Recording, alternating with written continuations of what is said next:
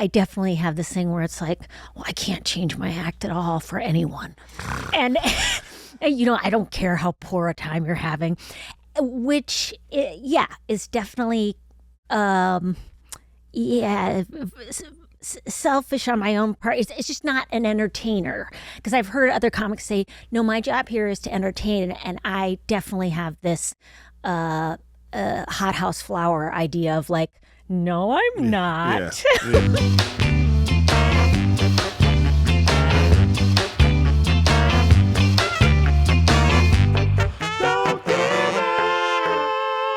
Maria Bamford. Kamau, Kamau Bell. Thank you for being formal with me. Yes, no.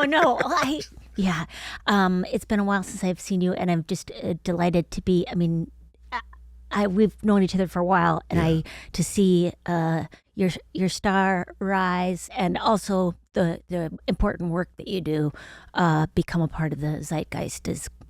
Yay! Thank you. Thank you. I mean, so I start every episode by giving people their flowers, by telling them things that I love about them. Yeah. So I love you. Love you. You're such an inspiration as an artist. I think art and comedy are words that don't often like to hang out together. Well, and I mean, everything is artful. Yes. When I just was at the AutoZone, and that guy could have taught me a thing or two about the craft of wiping things down. Sure. Did I want to listen? No. But he had a lot to say. I had a lot of pride. Yeah. I refused. I was like, I can figure it out myself. I'm going for my gut. I'm at a point in life where I will happily not know how to do things and happily turn them over to somebody else. Yes. Or I'm a big, the great thing about social media is that YouTube, you can be like, how do I do this one thing? Oh. And there's some guy who's like, let me just show you how to do it. And he's like, it's like a 5-minute video. And he's like, it's just so easy, but I'll show you how to do it. Yeah. Thank you. It is. Yeah, it's kindness. It's very kind. Yes. It's my dad, when he would tell me how to do something. I adore my dad. My dad has since passed and somewhere in heaven. But he'd always get irritable. Not, I know not as bad as some dads. I know other dads threw things or hit kids in the face. But my dad would just be irritable, and I found that abusive. I mean, my dad would just treat me like, I can't believe you don't know how to do this. Right. Maybe you're not really a boy. Like, that was the subtext. Like, I thought I was raising a young man, and it turns out maybe I'm not. Yeah, there's sort of this, my dad taught me how to change a tire, I think I want to say 10 times. And I couldn't take the information in, I think, because of the vibe. Oh, for sure. I'm going to go ahead and say 100% it was because of the vibe. Not because you don't know how to do things. It's because of the frame around the changing of the tire was not a fun frame to be. Yeah. I'm still in the middle of giving your flowers, though. Oh. The biggest thing I can say to you, the biggest compliment that I think I have is someone who I love and who's been in my life my whole comedy career almost, introduced me to you. And if your name comes up, he just sort of rhapsodically throws his head back and just talks, and has been following your career since you probably moved to LA. Dwayne Kennedy. Dwayne Kennedy loves you. Talked to me about before you were like, when you were just a comic at the Improv doing 15 minutes or whatever. He has been like, she is a genius. He doesn't throw that word around often. He's not that guy. Thinks you're a genius. Introduced me to you. I come to understand you as a genius. And Dwayne does not suffer anyone gladly, and is a misanthrope who just happens to do comedy. That is my favorite trait of comedian. Is someone's like, it doesn't all sort of start to sound the same after a while. Exactly. Why are we laughing? Yes. He's a misanthrope who's good at comedy. And so he does it, and he enjoys it. But we both have this funny joke about, what the best thing is about a stand-up comedy show? When they cancel it. We both have this, it's so awesome. I love killing. I love performing for people, but I love it most when they cancel. like 5 minutes for the show. Sorry, we just can't do it. Ah, yes. Oh, no. One thing you can always guarantee is that the show will be over at some point. Yes. And what a relief. Yes. No, maybe this is why I feel so connected to you, because not on the surface, our acts are not. This is whatever what we're doing. Da, da, da. We both care about the world, though. I certainly know, and we've had conversations about that. And want the world to be a better place. And yes, I bought your book. Oh. I filled out most of it. I didn't. I know I haven't taken in all the information and memorized it. It's all right. The fact you bought it says a lot for me. I had no idea, so thank you. Do the work. Do the work. BT dubs. BT. So me and Dwayne have that in common, that we like love the art form and love writing jokes and love riffing and crafting and love working on a thing. But at the end of the day, it's like, I'd rather be home. You know what I mean? Yeah. And I love the idea that it could change things or can bring people to some sort of bliss, or that it does somehow make a difference in the universe.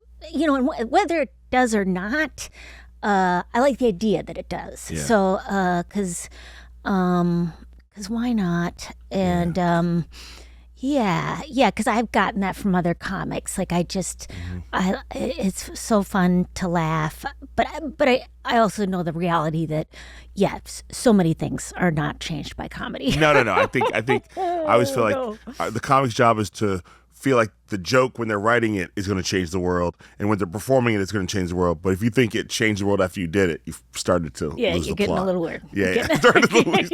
I did the joke, so the world is not changed. You know, and go to Vegas. Yeah, and go to Vegas. See how that goes down. See how the world's changing there.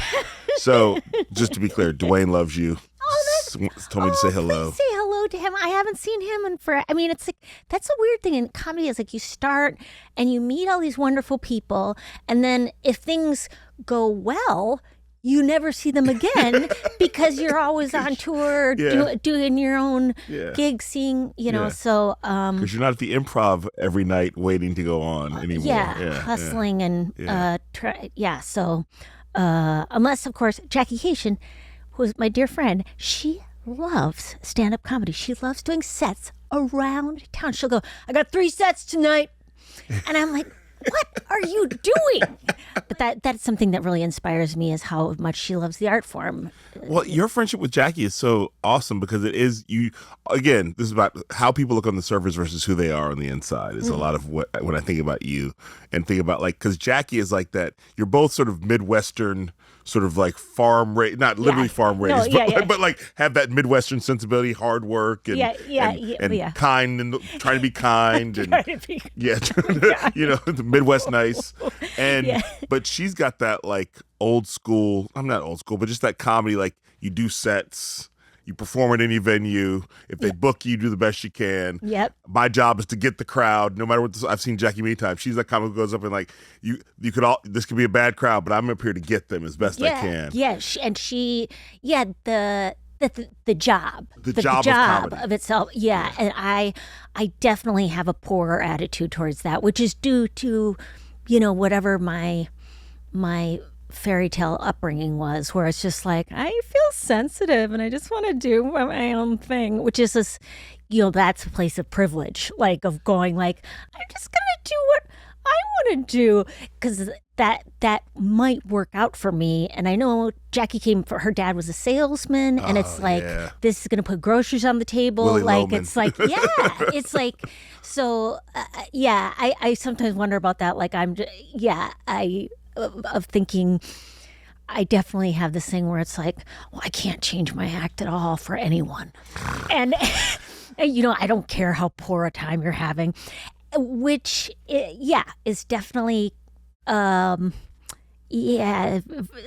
selfish on my own part. It's just not an entertainer, because I've heard other comics say, no, my job here is to entertain, and I definitely have this hothouse flower idea of like, no, I'm not. Yeah. I mean, you say it's a privilege, but because I sort of come to this from a different place. Like, I was an only child, so I sort of feel like I know what I like, and if you don't like that, I'll just go home. Like, like, I don't need you to like what I like. Like, oh, you don't like that? Then we don't need to be in a relationship. Right. And so I feel like it's like, that's fine. I'll just leave, so you don't have to deal with and I can go do what I like without you. So I do think there is the privilege of an artist to be like, no, this is the way I want to do it. And I always felt like, and you were sort of in that, not maybe not the early days of this, but very clearly like the comedians of comedy era, saying comedy doesn't always belong in comedy clubs. Yes. That like comedy can exist outside of a 2-drink minimum, free tickets, bachelorette party, bachelor party, you know, that you can do it in a place where people actually want to see it. And when you do it in other places, people will show up who weren't going to go to the comedy club. Who weren't going to go. And I get You're that. the gateway to people liking stand-up comedy who thought they hated it, is all I'm saying. Like, yeah. Well, and I get that from Branson, Missouri. I don't know. Branson, Missouri is like, it's like a Vegas for Christians. Yeah. They do shows at 8 a.m. Yes. And so I've started doing shows at 9 a.m. because I can't get up at 8 a.m. That's right. And people show up. At least in Los Angeles, there are enough underemployed people who are like, what's going on? Show up with their babies. And yeah, I mean, I took a break from stand-up for about 5 years. I thought I had quit, and it was like basically 2018, my special came out. My wife had our third daughter. I was like, I'll take a break till 2020. That didn't end up going the way I thought it was going to. And then I just sort of wasn't doing it. And the idea of being in basements making people laugh during COVID was not my idea of a good time. Yeah. And so I just thought, maybe I'm retired. But then when I came back, I really was like, if I'm going to come back, I got to make it work better. So like I was doing shows at like 4 and 7. Just because I was like, a lot of my audience is parents now, or a lot of my audience because CNN is like older people, and they're like, we love a 4 o'clock show, and by 7 o'clock they're like, this is okay, but it's still a little late. You know what I mean? So like, I don't want to do a 10 o'clock show. I was just in San Diego at the Mic Drop Comedy Club, and it's like me too. I just went there too. Have you liked the place? It was lovely. I loved it. Love it. It's a great. I love the new comedy clubs that have opened up by people who actually seem to care about comedy. But but yeah, just the idea about like. I was like, and I would bring my daughters with me to the shows, and my 11-year-old would sit on the side of the show and count how many times I swear, and like my 15-year-old sings, like she'd sing and open the show. I just want it to work for me. Yes. I love the Punchline in San Francisco, and I love all these clubs, but it's like I need it to work for me at this point. So thank you actually, through seeing you on Twitter when Twitter was still Twitter, and you'd be like, I want to run my set in a coffee shop. I need 3 people. And 3 people would respond, and you'd be like, okay. Can you talk about how you gave yourself permission to do these shows at these times that are not traditional? And also, like when you're doing a 9 a.m. show, what does that look like? Where are you doing it? It's at a black box theater in like less than a mile from my neighborhood, so I can walk there. Nice. And I bring donuts so nobody loses. And do you charge? Is there a cover charge? I charge because it's pay what you can. Because you got to rent the theater. It's for the theater. Everything goes to the theater. Okay. And last couple shows, like we sold out, but sometimes I forget to post, and then it's hard to sell out when nobody knows. I'm sorry. Yeah, and with the twittering or blue skying out there, I need to rehearse my jokes because they're very theatrical, and that's what I do is I memorize everything like it's nice. A haiku recited from an iron lung. That's how much I'm improvising. Not at all. So rehearsing it, as long as somebody's agreed to say, I got an hour, and if you buy me a coffee, I'll listen. That I feel like they've got enough skin in the game to they've said it publicly on this social media platform that they're going to be somewhat normal. Yeah. And I haven't had any weird experiences, only nice people. I've had some, people who haven't laughed at all. Yeah. And I've been like, right on. I get it. And weren't you also doing them like in coffee shops? Yes. Yeah. So if I'm out of town, sometimes if I'm feeling kind of verklempt, lonely, I'll go, maybe somebody meet me at a coffee shop. And so I kind of stopped doing it just because I got worried for some people. People were driving. Oh my God. They were like, Maria Bamford's 300 miles from here, but she wants me to be at a coffee shop. Yeah. I'm going to drive 24 hours overnight. And I'm just like, okay, which I love it. Me too. I love to do things that are bananas, but have a big fan moment. Yeah. And also I love one-on-one. I really? I prefer that to when people say, I'm sure people ask you to do shows all the time, and they go, we're going to have a great crowd. I don't know if I'm not that interested in that. A great crowd. A great crowd. Yeah. What are they expecting? Yeah. Well, there's going to be 300 people there. But what kind of people? Yeah, I need to know them individually. Give me a background check on each of those people, what kind of person they are. one person who said, I'm totally available via, a typewriter and, or whatever keyboard. And that's who I'm interested in. And yeah, it hasn't gone poorly. The most hilarious thing is when people do chores while I'm going through my act, or they've got kids, or this was my favorite. One person said, I totally fucked up. I thought I had time. I've got to go to work, but my husband's going to listen to you. And I'm like, is he a fan? Is he a fan? And she's like, no, he doesn't know who. And I'm like, hey, girl, hey. Yeah. Let's stop the violence. Oh my God. I don't need it this badly. No. It's not court appointed. I have to find somebody. This poor man. Was this over Zoom or over Zoom? Over Zoom. So you will be performing for one person over Zoom, and they will be doing their chores. Oh yeah, yeah. And when you're busy. performing, are you standing or are you just sitting at the Zoom delivering I'm the just joke? sitting. Yeah, sitting because I'm just trying to. That is so wild. Yeah, I was going to ask you. May I ask you, Kamau? Yeah. Do you have a mentor, like somebody who you go to who you feel like you could, with issues that you have with work, and who can advise you and stuff like that? I mean, I would say that there are certainly a handful of people, like Dwayne is a mentor full on. Like I've known Dwayne since I started 2 weeks in stand-up comedy, but like a stand-up comedy mentor. He does not know anything about anything. Maybe he knows about cars, maybe. But like, certainly like what Dwayne opens for me on the road. Oh, nice. Now, the idea that Dwayne, when I started doing comedy, he was already the guy, like this urban legend of Dwayne Kennedy, who's funnier than all of us, but has no ambition. Yeah. And, like playground legend. My favorite. The idea that he's opening for me really is like funny to me, because like this guy, I should be opening for him. If he had any ambition, I would be. Oh, yeah.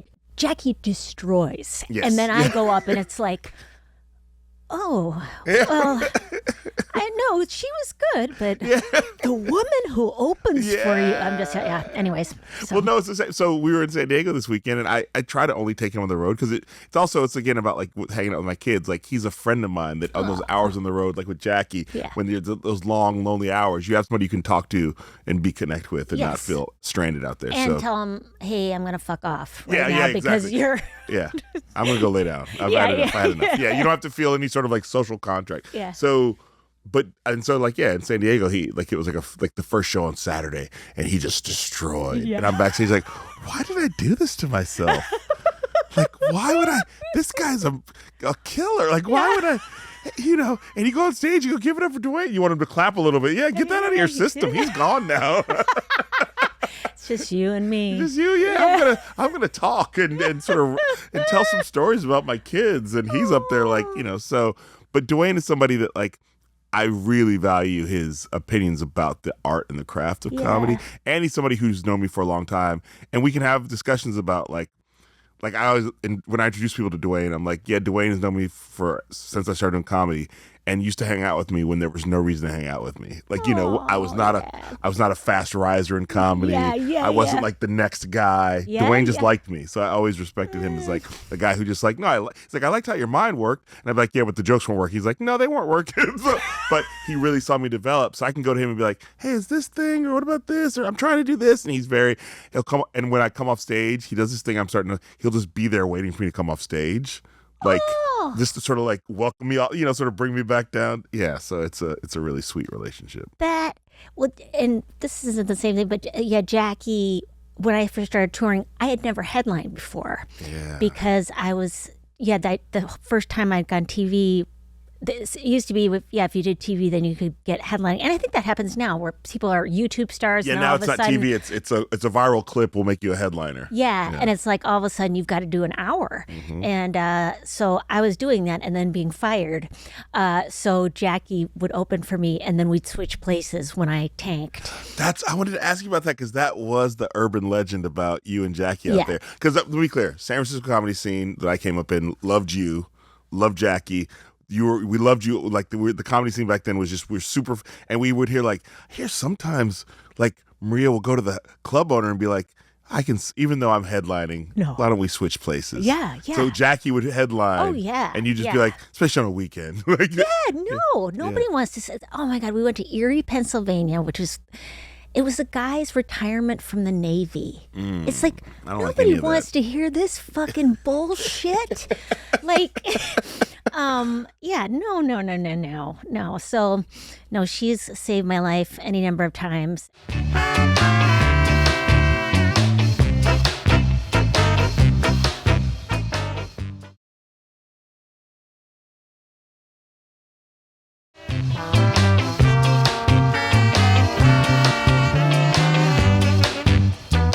Do you have anybody who you feel like do you have any with business, like with money and stuff, that do you have a mentor and that kind of thing? Yeah, I feel like I have my career has worked in such strange ways, and there have been people who have like guided me and reached out for me. So yeah, I do feel like there's like right now, I feel like I'm going the 2026. I've decided earlier, this is my DIY year. I got to do it myself. Like there's no more waiting for the business to like this whole podcast is a part of that. Oh, like great.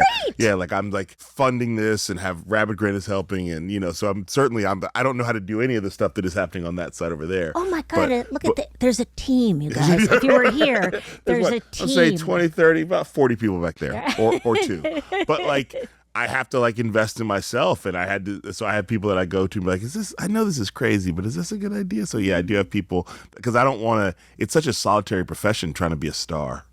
That you have to go to people who understand. And luckily, because I've lived in Oakland so long, it's been good too, because not living in LA, in Oakland, I'm the guy who sort of made it, and like, but it means that people see me as a human and not like generally. Some people don't, but so there are people that I go to and like, hey, it is helpful to have those people, and a lot of those different people. I got like Pastor Mike McBride is my like social justice guy, like when I'm trying to figure out how I should be in the world on an issue. And then there's like other people where it's like I go about to talk about like the business side of things, and is this Yeah. Do you have people like that? I do. Well, I just I'm in a jillion 12-step programs. So I my favorite one is Debtors Anonymous.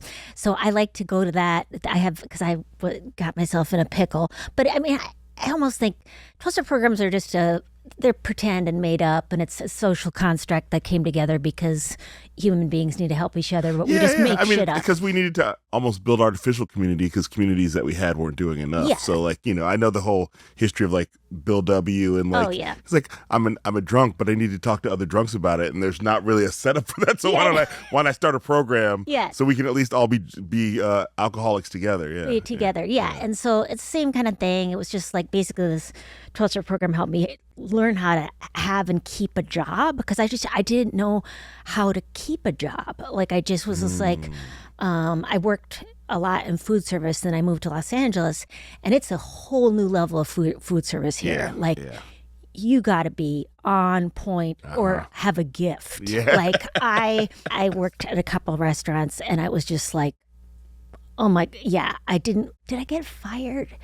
I didn't get fired. One place I was working at, they sent me to the back, and they said, now you're loading trucks, instead of like, you are so talking to people, pathetic. You're not really built like a truck loader. So no, it was hilarious. So I just got, and I still get hope from that, of like trying to, because that still happens in show business. I don't know if you've had this, where you're asked to do a job, or somebody who you admire says, I'd love to work with you. And then you're like, and then is there going to be, will we get paid? Or are we, are you going to split are we going to go split these on the Caesar salad? And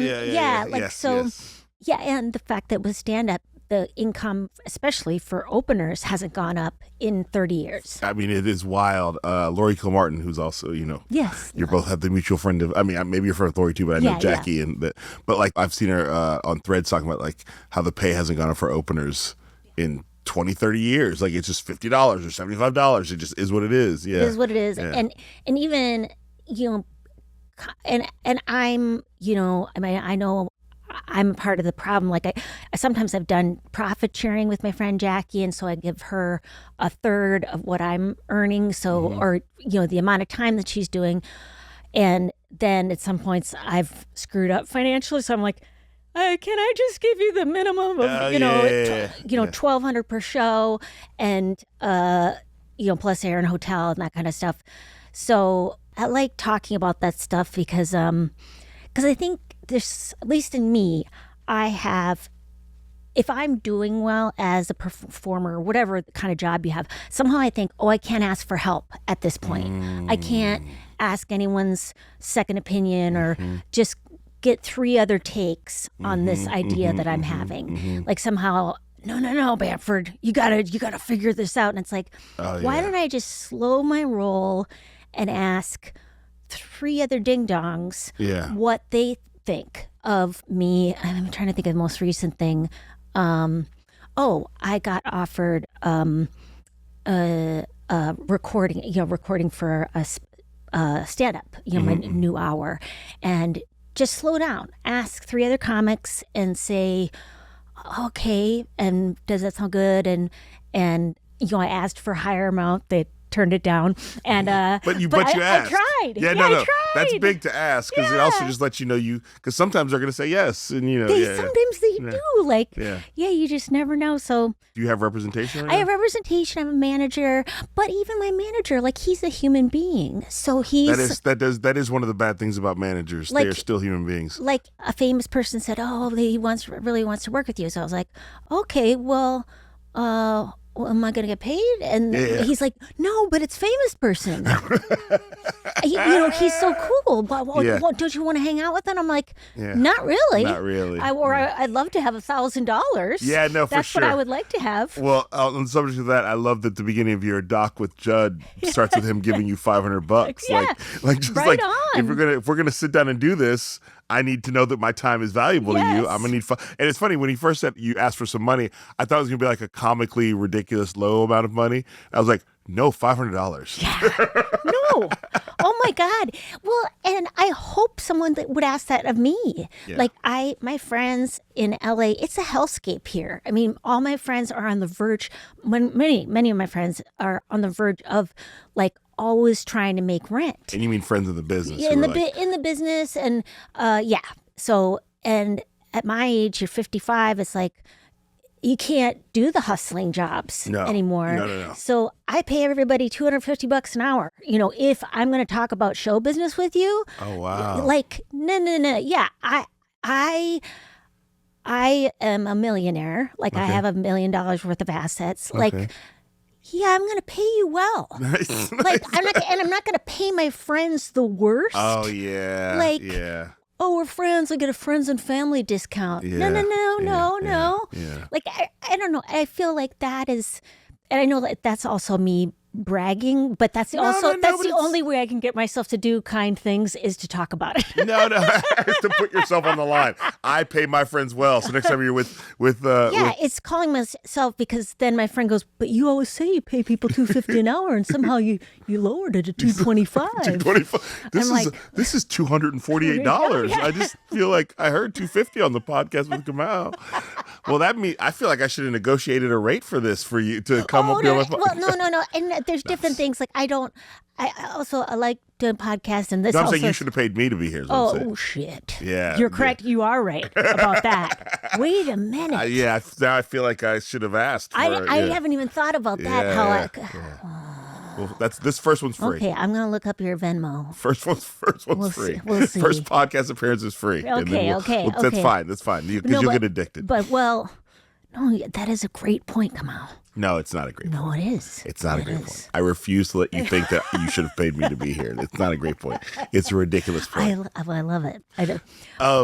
So I certainly have people in my life that I can call to sort of vet my thinking against. And even with this podcast, first of all, I got to call my wife. Hey, I'm going to take some money out of our accounts to invest in a podcast. Yeah. And it's going to be a thing that we have to build over time. But I think, and here's what I think. And so getting the yes from her was huge, because I still got these 3 kids at home, as I say, like to eat every day, multiple times a day. Every day. Yeah, they like to have choices of what they eat too.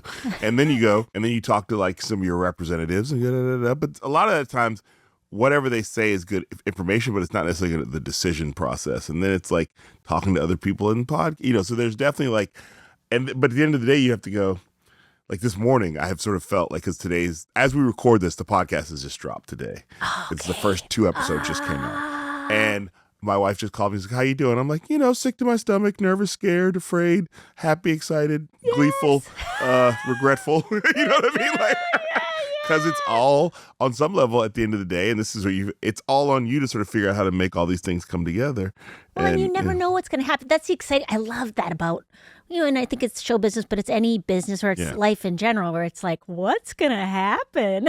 But I think in our careers, it's just like this more often. Yes. Most people, it's that first day at a new job, and then they hopefully have that job for 5 or 10 years. Yeah. Whereas we're like, every couple of weeks, it's like, yes. You never know what new. I mean, I always like the new lows. That's always the new lows. The new lows. You like the new lows? Oh, this is a new low. How it's fascinating. Like you just go, I did not. Oh, for sure. See this coming. I didn't know this low was possible. Yeah. Like I did a show for to benefit for schizophrenia research, and I was not. I will never do benefits anymore because they're just. It's a mistake. I got one coming up.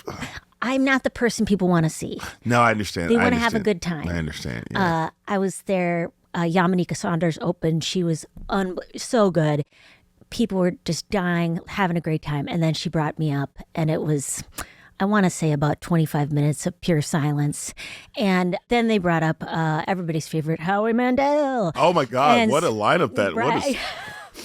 But it was. But yeah, I shouldn't do those. Like, because the person who hires you is a huge fan. Yep. The people they're trying to get money from are not necessarily, fans. No, they go, I like you. Everybody must like you. And plus, benefits are just such artificial. Benefits really, as a comedian, it really helps a comedian who can sort of change tactics midway. Mm-hmm. Like Howie Mandel, I'm sure can be like, he can sort of like, it's not like he's got an act that he's got to stick to. Mm-hmm, and you. Once it leaves the station, this is what it is. This is what it is. Yeah. This is what it is. You're not going to go, hey, where are you from? Yeah, I didn't realize. I just started learning about how nonprofits are kind of bullshit. They're on some level. So, no, there's definitely a nonprofit hustle out there. Yeah, for sure, that I was like, it's all about mutual aid. These were just made up to create tax write-offs for wealthy people to feel better about themselves. I was like, no. Now you gotta I spend a lot of time with different nonprofits, and you really have to do your research to find out who's doing what and where is it going to. And so luckily, that's another thing. I would call my friend Pastor McBride and be like, hey, I got asked to do this thing for these people, and he's like, nah, I wouldn't do that. Okay, I'm not doing it then. Like you've said enough. So yeah, nice. I feel lucky that I have somebody like that in my life where I can call and be like, is this a thing I should do? No, you should. Somebody's like, oh no, they're good people. Thanks, I'll do it then. You know. So you definitely. And I think as people think at those benefits think a comedian will be great, but again. We'll have a great crowd for the benefit. No. Yeah, no. I'm not a good time. A good time. It's funny because I think Maron would say that. Mark Maron would always say that. He's like, I'm not an entertainer. I didn't get in this to be entertaining. I got in this to because I had something I needed to get out. And it's funny. I wouldn't say you and Maron I know loves you. I wouldn't say that you and Maron are the same, but and I wouldn't say that even me and Maron are the same. But there's a thing that it comes wanting to do comedy comes from a place of there's a thing inside of me that I want to share, but I kind of only want to share it with the people who want it. Oh, yeah. I mean, Maron does like to go to he's like Jackie. He likes to go pound it out at the comedy store or whatever. And I have but at the end of the day, he wants to be around his people. And I was like, I haven't done a set in a regular comedy club since I started doing comedy again 2 years ago. Just like a showcase set. Yeah. I just every time I think about it, I get itchy. No, it's real. I just did one in my neighborhood, just a short set, and everybody was drunk, and I was just a lady making a whooping sound every few seconds. And I was I think I'm good. Yeah. So I have that every night. I go, is this what I do for a living? Yeah. Is this what I do? It just seems and once you get older, you go, I don't know how much time I have left. This could be my last 10 minutes. When I'm spending it with you all. Why would I want to? Can we talk about the doc? Oh, yeah, documentary. Okay. Well, I just want to just set it up as so Judd Apatow is known for his obvious narrative work, but his comedy doc work is Gary Shandling, George Carlin. Yes. As I said, you're a genius, so I'm not questioning your ability to have a doc about you. But when I heard it, I was almost afraid for you. Just because Maria's very delicate. Do we need to put her in the center of a documentary and like, why now? Like, you know, like it just. So I've enjoyed watching it, but I just feel like I think that this is the thing that people, your friends and fans of yours, were almost protective for you. Well, and it's also ludicrous. Like, just like. How did it come together? How did you get? I mean, I know he gave you $500, so you had to do it. Well, of course, the cash involved. So I think I'm extremely honored. You know, he's definitely, for me, like someone who's given me a lot of opportunities, given me parts on films and stuff like that, and thought of me, and just was a part of the Lady Dynamite show, did some days on that. And so just can't thank him enough, you know. So then he said, do you want to be us to follow you around? And and I'm good. You know, I don't need it. I don't need it. Yeah, also, I think there is some sense of like, my number one, I've told my story so many times in a billion ways, and there are stories that are more interesting than mine that need to be brought forward. So hopefully the next documentary about a comedian will anyways be just because I think it's not. Yeah, I just don't think I'm that interesting. But you agreed to do it. Oh, yeah, sure. Well, because they said there's cash involved. Okay. Because there's a contract in place. I got $10,000, if you want to know. Oh, nice. And then I got a $5,000 bump in cash. In $1 bills, in a paper bag, delivered to me on stage, just as you want. Okay. And so... Yes, I thought, well, at least that's also something about being paid is like, then I don't feel like, I'm kind of an introverted person. Yeah. And also I think when I was younger, I had more ambition. And now I'm like, I get 3 squares. I got 3 squares, a hot and a cot. I hope people enjoy it. And it was a great experience. The guy Neil Berkeley who shot it was just lovely. And he's done a lot of beautiful documentaries. He's did a documentary called Beauty is Embarrassing about an artist who's right out of Los Angeles. And done a lot of great work. He also did one about, oh boy, Maria, come on. I'll look it up right now for you. Right. He's the comic. He's since passed, but he had the crazy voice, the goose voice. Oh, Gilbert Gottfried. He did a documentary about him and followed him. Oh, that's a great doc. Yeah. So great. So, I am honored to be amongst, but there's so many more interesting comics. I mean, yourself could. Yes. And then I just love...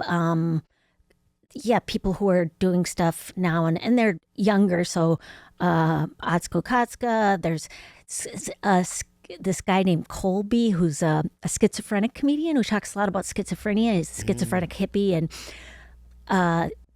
they're just, fascinating stories of like, how do you access this very heteronormative, very racist, sexist, ableist environment and become a part of it, despite it not being welcome at all. There is like no metaphorical or visible ramp in many comedy clubs. Yes. And just to be clear, you're talking about the world of stand-up comedy. Like it is not. No, I think that's true. And I think one of the important things about your doc is that anything that sort of has a conversation about mental health and how someone deals with it, the way yours is very open about the doc. And so I think that's a net plus for the world. I do sort of feel like, hope Maria's okay. You know what I mean? Yeah.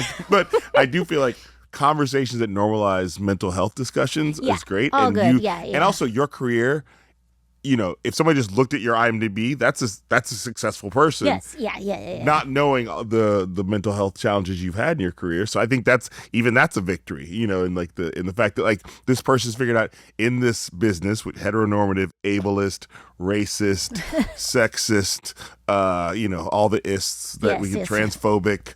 That people who are not those who are who are not white heterosexual men can figure out how to forge a path, and you become an example for that. And like I said, you're an example for me, even though on the surface we're not doing the same thing. But I just felt like Maria Bamford is out there somewhere right now doing the voices and the long characters. I could probably get on stage talking about racism. You know what I mean? Like I'm doing a very traditional delivery. I could probably make fun of racists, if she's doing that. So for me, you've always been an inspiration, just because it's that nice. It's because that to me, it's the art form isn't interesting if there aren't interesting people in it. Oh God, yeah, and that's why you go out to see live performances, to see something real, and to see something that also takes chances, but is also vulnerable. Yes. Like I don't know if you. I don't know what you think about roasts and stuff. The roasts. It's been like my current conversation for the last since the Kevin Hart roast. I'm so sorry. No. I'm happy to talk about it. But I did a roast once, and I was like, I'm gonna remember the things that were said about me for the rest of my life. Like I can't do this. No. I can't do this again. I can't take it. And but like it's kind of like I like the idea of. If comedy, like I saw Chelsea Handler's part of that, and I thought she did a beautiful job of like calling out something that's really saying the unsaid, happening, saying the unsaid, and sort of saying this is what's actually happening. This is what's happening, and like that. That's. I hope that comedy clubs are a part of that, but they're also food and beverage places. They're selling nachos. So everyone wants to be comfortable. And so it's confusing. I don't know.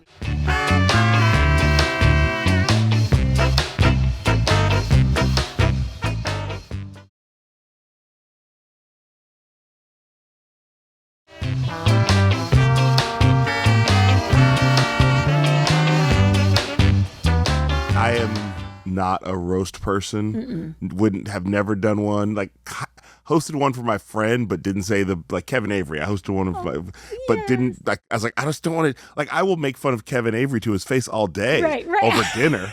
You know what I mean? I saw him last night. I will make fun of him all day long, all the time. I will say mean things about him because I know things about him that will actually hurt his feelings. But then I'll also pay for dinner. You know what I mean?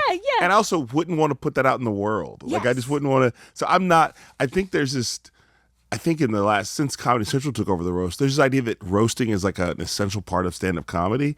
And it's just not. It's just. And it's between beloveds. Yeah, it's supposed to be. It's supposed to be. It's not between complete strangers where it's like we're just booking the most famous we're just hiring. I said it's like they used to be. Like it's like a circular firing squad. Yeah. It's not supposed to be that. It's supposed to be like we only like as Jeff Ross has said, we only roast the ones we love. And I think, do you love Tom Brady? Yeah, he certainly loves 15-year-olds. We all know that. Unregistered sex offenders in the house. Always. They're on tour, ladies. Watch your back. Or should I say, girls, watch your back. Oh, it's so gross. I do love comedy though. I do love stand-up. I do think and I love the new stuff. I love clowning. That new art form is cool.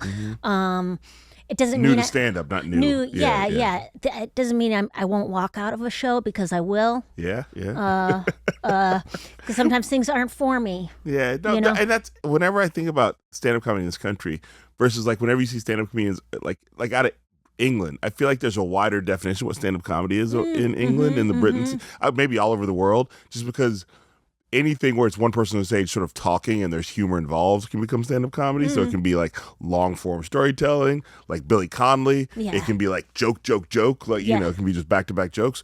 It can be like a sad story that's a little bit sweet at the end. Whereas here, the definition always has been so narrow. And I really appreciate you for like helping to expand the definition of what stand-up comedy is.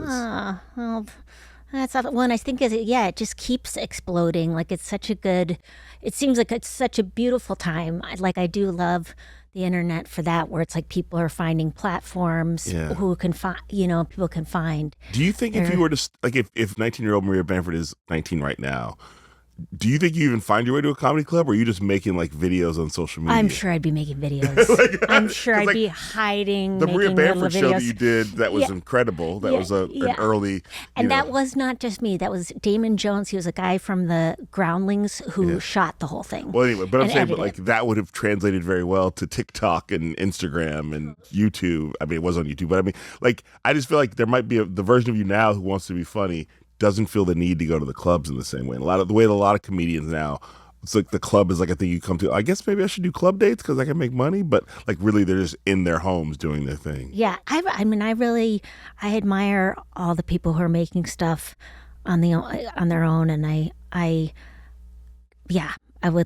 make cameos. Do you make cameos? Yes, I do. So if anybody wants me to do, I'll do cameos because it is really fun, and people do. That is one thing for always doing what you want to do in your act. It means that you only get asked to do the stuff you enjoy. Oh, nice. Because I know when I did a commercial character, I did a for Target a million years ago. People wanted that character all the time, and I'm like, oh no. Oh yeah, no, I don't. Yeah. You don't want to be the Target lady. You don't want to be like that's your main. Yeah, she's sad. Yeah, like she's shopping for herself all the time and doesn't have any friends. So anyways, if you create your own job, then it's the job that you love. Well, and I admire the way that you are able to do the thing you want to do on stage, but because you have legitimate skills as a voice actor and legitimate skills as an actor, like you are out there you're putting your cartoons and I mean, it's got to be great to be like, I can go on stage and be as me as I want to be, and also I can voice these cartoons, which is a great way to like make a living. Oh my God, yeah, no, it is half my income, and it pays for a pension, and thank you, Screen Actors Guild. Thank you. Yes. Live better, work union. Look for the union label. Yes, especially in your entertainment. Oh my Lord, yeah. That's. Anybody, if any comedians are listening, if you ever want to know what I'm getting paid for a gig, I will forward you the contract of what I'm getting paid. All you got to do, text me, ariamayamforbay@gmail.com. It's on all my socials. I can also get you in free to any show. Any of your shows. Any of my shows, yeah. Not Bruce Springsteen. Not Bruce Springsteen. Okay. But any of my shows, just only contact me. Do not contact my manager or my agent, because then they will get mad at me. Yes. And they'll say, what are you doing giving away free tickets? And what I'm doing is, if people really want to go to a show, but the shows are expensive. It's $35 and then $25 for nachos. So, if you're willing to email me, I'm willing to email you. You really, for a person who, like, talks a lot about sort of your challenges or sort of like as an introvert, you really put yourself out a lot. Yeah, amongst the strangers. Well, but like even that saying, email me, I'll give you tickets to a show. Come to a coffee shop, I'll perform for you. Come to a Zoom, I'll do my whole act. But they're my kind of people. Okay. Everybody's on meds. Everybody has a bit of a tremor. People are like doing a little tardive dyskinesia with their mouths. People are stimming. They're stimming. Yeah. We're all on the same page. Okay. You're my kind, so I can trust if you want a free ticket to my show, you're the right kind of person. I appreciate that. Yeah. I mean, if you've said you're my fan, you've already really opened yourself up to criticism. And having said that, you're not a person who's like on social media commenting on everything that happens. No, that's not my thing. Like if you're going to, tag me with some well-crafted hate speech, I'm going to like it and mute. I'm gonna like it. I liked it. Like it. I saw it. You've seen me see it, and now you're banned forever. You can talk at me, but I'll never hear it again. I will never hear it again. Yeah, I mean, it's funny you said it, because I have been, when you brought up the roast, I laughed because I wrote a thing on my newsletter, my Substack, about the roasts. Right. That really was like, the point was to chart the history of the roasts and how the history of the roast, from like these private things that happened in the Friars Club in New York to like happening on TV in the 60s and 70s to then happening like, on Comedy Central, and the Chevy Chase roast being the example of like, maybe we should stop doing this, because that was the one that like he didn't know hardly anybody on the stage, and they thought he was an asshole, and then to like the Netflix era, and I posted it on my newsletter on Substack. People were like, good job, Kamau, we like your nuanced point. I posted an excerpt on Instagram, and I've been flooded. Talk about hate speech with like. So I don't know which is. I don't know if I'm getting more gay or the N word. It's pretty split. Sometimes I get both. You're a gay N word, and you just and I was talking to my wife like, it's just coming in fast and furious, and I keep waiting for it to abate. But I think because that roast has become a huge part of the showbiz debate and the black debate and the entertainment debate. And I think I just became the one that like the Rogan sphere could like, we'll just go to his Instagram to say all of our thoughts about it. And the rich and poor, like I thought it was so odd that Ted Sarandos was there. I thought that was so bizarre. It's feeling very entertain the king. Yeah. Like I was like. Yeah.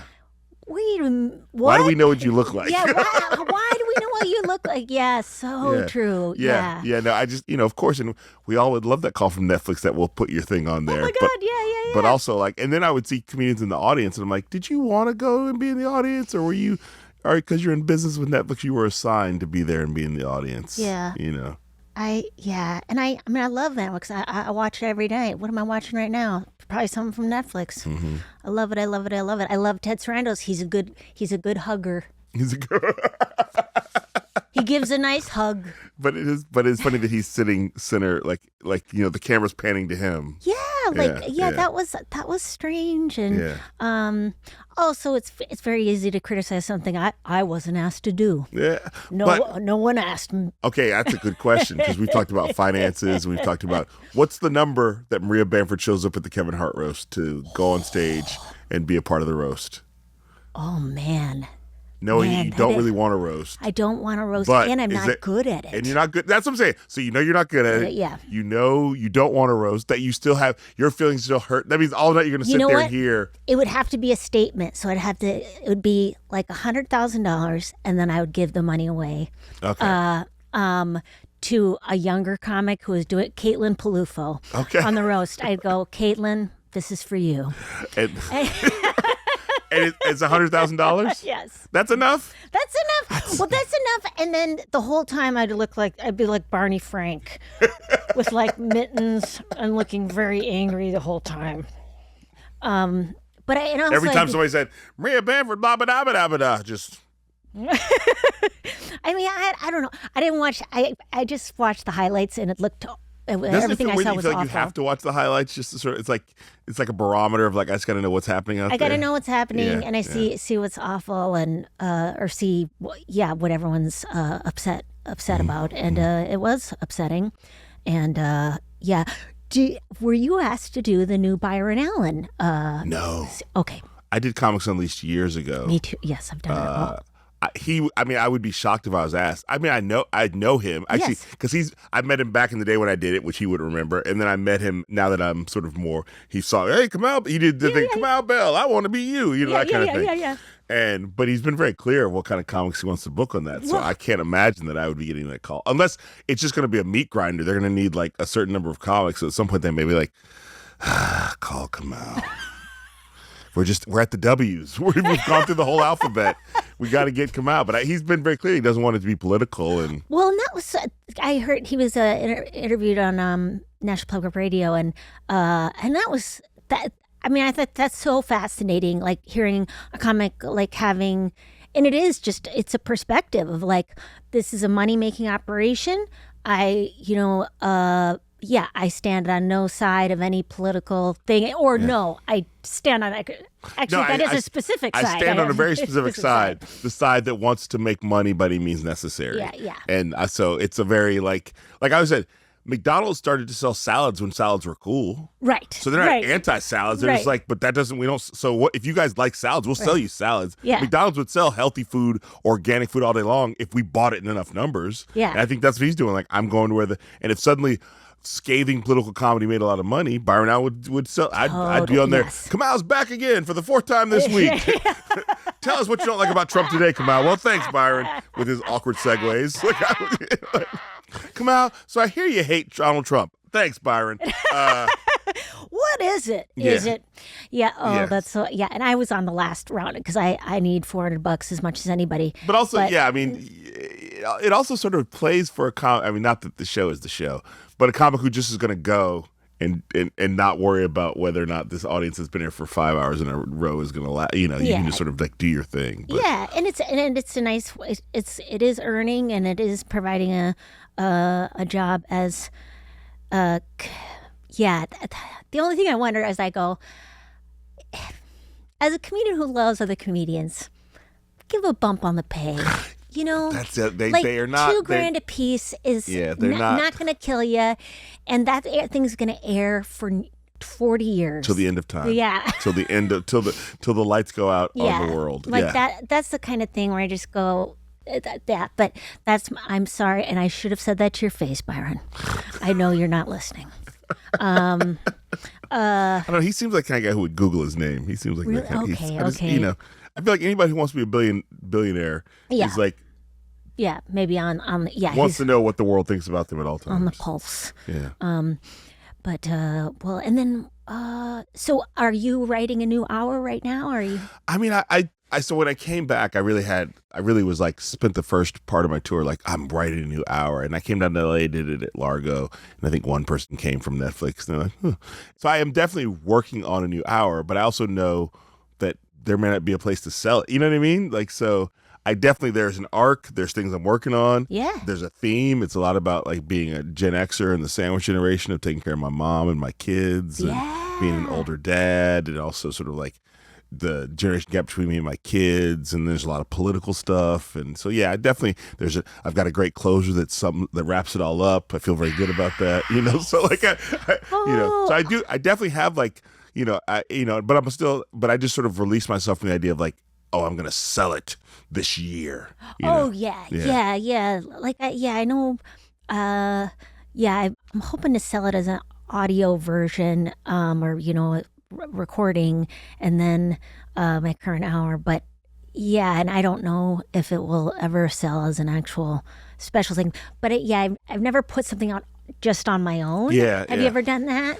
I have not a special. I mean, not since the early days. Like, in the early days, you'd record an album at the Punchline and be like, oh, it's my, But not since then. But I think that, like, again, part of this DIY thing is that I'm looking for the podcast to be the thing that like leads the way. And if this sort of does what it's supposed to do, then it's not as scary to put it out alone. Because I do understand that these specials now are just like, you know, they're sort of I'm still around, you know.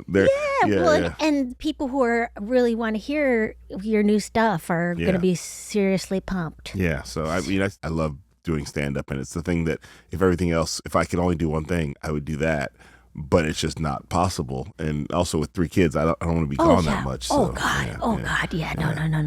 Yeah, I don't even have kids. I have 2 dogs, and I can't manage it. Well, thank you for not calling your dogs your children, because that's as a parent, there's nothing that makes me sort of feel like No.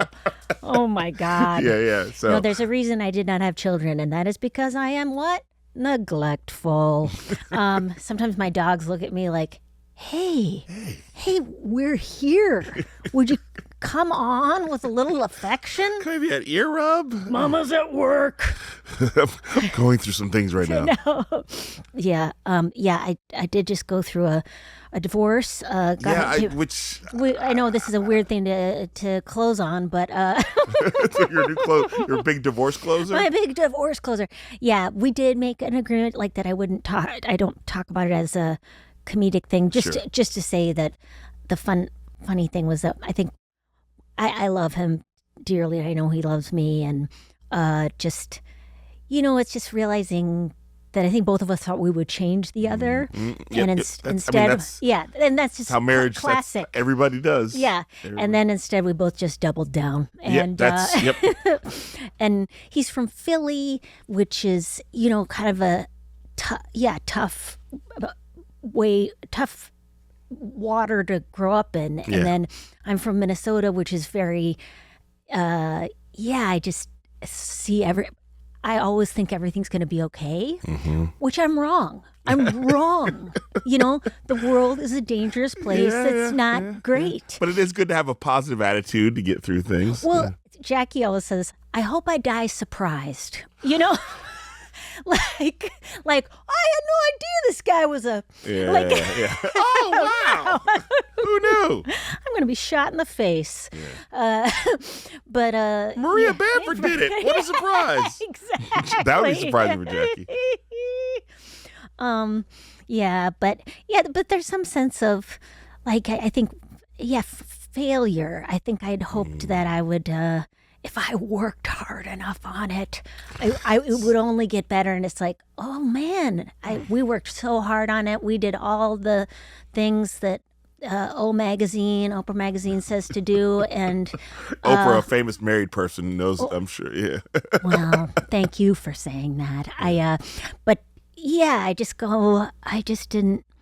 It's tough. It is. It was tough, and but and now he's available. I'm available, but I do know that I don't think I'll ever live with someone again, because I don't need a monitor. No. Like watching me do stuff and going, why'd you load the refrigerator like it's a prank show? Because I like the stuff that rolls and that's heavy on top. I like a little drama. You like when you open the refrigerator, you might have to catch something. Yes. Oh, it's an adventure. This conversation has been everything I wanted it to be and more. Oh, great. I'm so glad. Really, congratulations on the new podcast. Thank you. Congratulations on being you and continuing to be you at a time. Before I let you go, 2 last little questions. One, ask everybody if there's a organization or a cause they want people to know about or support, because my audience likes homework and they would need to know what they should be paying attention to they may not know about. Okay, well, there's a Downtown Women's Center, which provides housing and support, health and job training to the Skid Row neighborhood of Los Angeles. Oh, wow. Women in Los Angeles, and they're fantastic. And just really lady and lady identified only space where it's safe for women to go, and in an area of downtown Los Angeles. So I totally support that. There's a lot of good organizations. That Skid Row it's easy to give Skid Row a bad rap, and certainly people, especially candidates running for mayor of LA, love to do that. Yeah. But there's a lot of good organizations. Maybe one candidate in particular. Yeah. Really? Which one is that? What's his butt? Yeah, what's his butt? Spencer Pratt. Yeah. So by the time this airs, hopefully he won't be the mayor.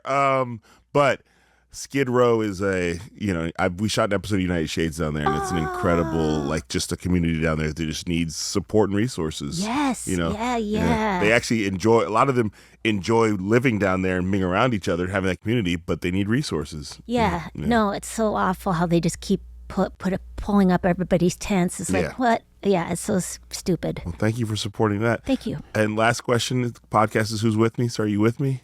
Oh, I'm with you. Yes. Yay. Yeah.